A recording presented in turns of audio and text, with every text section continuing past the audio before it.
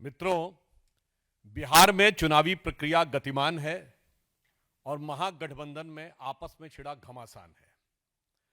और वो घमासान इस सीमा तक है कि जो लोग मतदाता सूची सही न बना पाने का स्वांग रचकर भ्रम पैदा कर रहे थे, वो न अपने गठबंधन दलों की सूची फाइनल कर पाए हैं और न अपने प्रत्याशियों की सूची फाइनल कर पाए हैं, न साझा घोषणा पत्र बना पाए हैं, न साझा प्रेस कॉन्फ्रेंस कर पाए हैं, न साझा सीएम क्या डिप्टी सीएम का भी निर्धारण नहीं कर पाए हैं। और अब झारखंड मुक्ति मोर्चा के उद्घोषणा के बाद तो महागठबंधन को झारखंड से खंड खंड करने का संदेश बहुत स्पष्ट चला गया है। कांग्रेस ने अपने विशेषज्ञ महानुभाव और राजस्थान के पूर्व मुख्यमंत्री श्री अशोक गहलोत जी को बुलाया है, ऐसी मीडिया में खबर है। अशोक गहलोत जी की बहुत जबरदस्त एक्सपर्टीज है गठबंधन में, क्योंकि राजस्थान में जब वो सरकार चला रहे थे तो बहुजन समाज पार्टी के 6 विधायकों ने बिना शर्त समर्थन कांग्रेस को दिया था और वो 6 के 6 हाथी निकल गए थे। तो मुझे लगता है महागठबंधन के सहयोगियों को पूरा संकेत है कि आने वाले समय में कांग्रेस की कारगुजारियां क्या हो सकती हैं। और मुझे लगता है इस समस्याओं से विचलित होकर, विभ्रमित होकर श्री तेजस्वी यादव अब वो सारी बातें करना शुरू कर दिए हैं जो न सिर्फ उनके दावों की विश्वसनीयता पर प्रश्न चिन्ह लगाती है, बल्कि ऐसा लगता है कि चुनावी प्रक्रिया का माखौल उड़ाती है। इससे पहले उन्होंने यह दावा किया था कि हर परिवार के एक व्यक्ति को सरकारी नौकरी देंगे।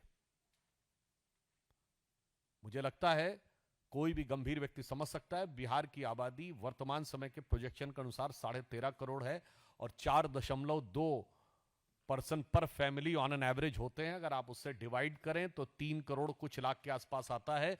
23 लाख लोगों के पास सरकारी नौकरियां, उनको आप हटा दें तो भी 2 करोड़ 90 लाख के आसपास परिवार पड़ते हैं। और हर व्यक्ति को अगर आप सरकारी नौकरी देंगे तो मिनिमम 30-35 हजार तनख्वाह से लेकर 2 लाख तक की तनख्वाह होती है, यानी 70-75 हजार रुपए ऑन एन एवरेज सैलरी पड़ेगी। तो मतलब 10 लाख रुपए साल, और 10 लाख रुपए साल को अगर आप 2 करोड़ 90 से गुणा कर दें तो 29 लाख करोड़ रुपए। बिहार का बजट है 3,17,000 करोड़ रुपए। कहावत होती है उतने पांव पसारिए जितनी चादर होए, पर उतनी बात बोलिए जिसका 1/10 भी बजट न होए। ये अगर करके दिखाया है तो तेजस्वी जी ने। और यहां पर यह भी समझ में आता है कि यदि पर्याप्त और उचित शिक्षा न हो तो नेता किस प्रकार की बात करने का प्रयास करता। और आज उन्होंने एक और काम किया। देखिए, बहुत साफ दिखाई पड़ता है जहां तक एनडीए और भारतीय जनता पार्टी का प्रश्न है, महिलाओं के सशक्तिकरण, आर्थिक सशक्तिकरण, जो हमने 75 लाख महिलाओं को 10,000 रुपए देने का कार्य किया, वो सिर्फ घोषणा नहीं की, कार्य किया है। और बिहार में इससे पहले के दौर में भी श्री नीतीश कुमार जी के आने के बाद महिलाओं के और लड़कियों की शिक्षा के विकास से लेकर हमारी जब सरकार आई तब महिलाओं में शिक्षा दर बिहार में 33% थी, अब 74% है। अगर आप देखें तो कॉलेज यूनिवर्सिटी से लेके सरकारी पदों में भी 33% आरक्षण के साथ साथ पंचायतों में आरक्षण सुनिश्चित किया गया। महिला पुलिस बल बना है और सुकन्या योजना बहुत पहले से बिहार में चल रही थी। प्रधानमंत्री श्री नरेंद्र मोदी जी की सरकार आने के बाद अगर आप देखें तो बेटी बचाओ बेटी पढ़ाओ से लेके, चाहे हर घर शौचालय की योजना से लेके, मुद्रा योजना और स्टार्टअप से लेके वर्तमान समय में लखपति दीदी और ड्रोन दीदी तक, ये हमारा 10 साल का एक व्यवस्थित सोच है। और ये कोई चुनावी प्रक्रिया में होने वाला नी जर्क रिएक्शन नहीं है तेजस्वी जी, जो आप खिसियाहट बौखलाहट में, जिसे सामान्य शब्दों में कहते हैं खप्तुल हवास होकर बयान देने का प्रयास कर रहे हैं। और मैं इससे पहले भी याद दिलाना चाहता हूं, जब केंद्र में हमारी सरकार नहीं थी तो हमारी गुजरात की सरकार, मध्य प्रदेश की सरकार और राजस्थान की सरकारों ने, छत्तीसगढ़ की सरकारों ने जो महिलाओं के कल्याण की योजनाएं की। आपको याद हो मध्य प्रदेश में शिवराज सिंह चौहान जी का नाम मामू तभी पड़ा था जब लाडली लक्ष्मी योजना आई थी, तब तो केंद्र में कांग्रेस की सरकार हुआ करती थी। अर्थात महिला उत्थान के लिए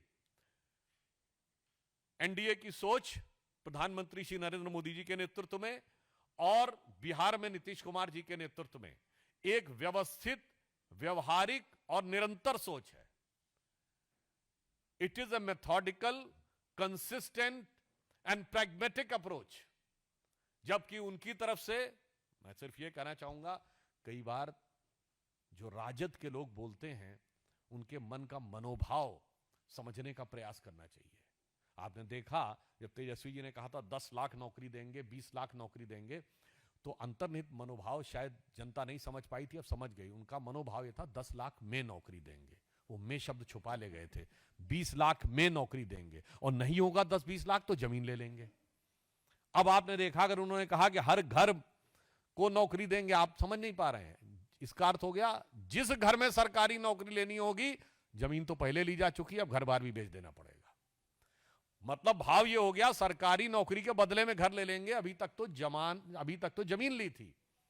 और जहां तक वो महिलाओं की बात कर रहे हैं, मुझे लगता है राजद का कोई व्यक्ति यदि ये बोले, लालू प्रसाद यादव जी के शासनकाल में आजीविका तो छोड़िए, जान और सम्मान पे महिलाओं के जितने बड़े खतरे रहते थे, वो मुझे लगता है आज भी बिहार भूला नहीं है। जो लोग भी 30 वर्ष या उससे अधिक आयु के होंगे, यानी 20 साल पहले की जिनको मेमोरी होगी, उनके दिमाग में बहुत स्पष्ट रूप से होगा। बहुत साफ बात है, जो लोग आज तक अपने शासनकाल में, देखिए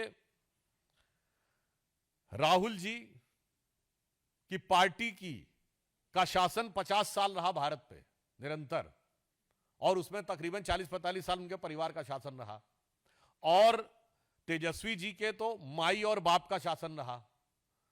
उसके बाद जो न कर पाए, आज यदि आप यह सब्ज बाग दिखाने का प्रयास करते हैं, तो मुझे हिंदी की वो कहावत याद आती है कि बाप न मारी मेढकी बिटवा तीरंदाज।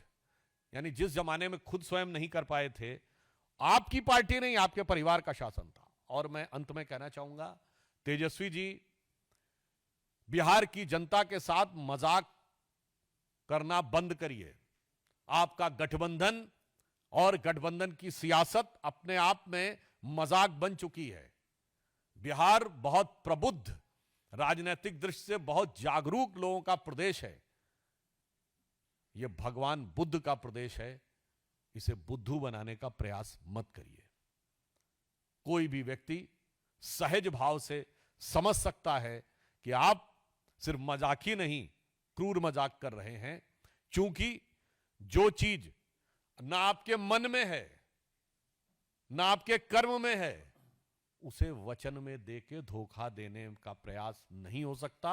और बिहार की प्रबुद्ध जनता ऐसे सारे लोगों का भ्रम उसी प्रकार चकनाचूर और बिखरता नजर आएगा जैसे महागठबंधन की हसरतों का नजारा बिखरता हुआ नजर आ रहा है। तो अंत में मैं सिर्फ पुनः एक बात कहूंगा